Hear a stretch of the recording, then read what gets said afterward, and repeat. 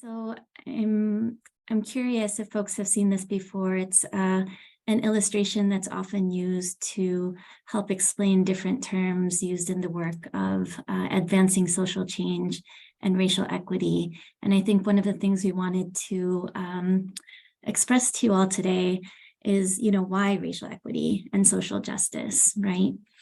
So if you look at this illustration, and forgive me if you've seen this before or already know what this is all about, but we're just kind of level setting here. Across all four frames, the game, perhaps baseball, represents various resources and opportunities, say housing or quality education. The fence represents a barrier to accessing those resources and opportunities. And the three individuals can either represent individual people or communities of people.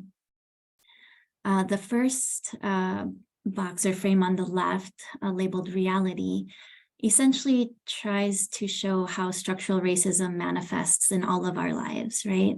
How structural racism gives folks either additional supports or obstacles that advantage or disadvantage them as they try to gain access to any given resource or opportunity. And one important note I'll make here is that these additional supports or obstacles are created by systems and structures, both present day as well as historically, right? And that they are not the results of individual ability or effort. The next three frames, equality, equity, and liberation, are illustrations that help explain different approaches, perhaps, to social change, right? So the first, equality, is essentially about sameness, right? It provides the same solutions and supports for everyone, regardless of where they start or what they actually need. The next one, equity, also tries to get towards fairness and is mindful of the differential ways that people are situated, and actually works to provide solutions and supports based on what people actually need, meets them where they are. And then there's justice, which is represented here in the liberation frame. And this is work that tries to remove the barrier completely. The barrier, the obstacles, all of it completely. The approach is not only mindful of the differential ways that folks are situated, but understands that to truly improve outcomes for people, which, I think is this work of social change and philanthropy, it must confront the systems and structures that actually create the inequities in the first place.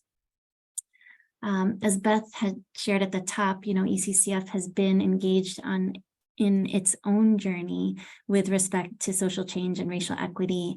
And even as we do what we can to center racial equity in our work, we must not lose sight of what I hope all of us here on this virtual Zoom screen are able to do with precious resources, and not lose sight of what's possible, that resources can be directed to removing completely the barriers to access and opportunity. And if not completely, we can do what we can. Ultimately, I think we're all in this work to co-create a world in which, I think as Stacy said in the beginning, essentially, everyone has what they need, that we are all thriving, that we all have access to joy beyond just basic needs, right?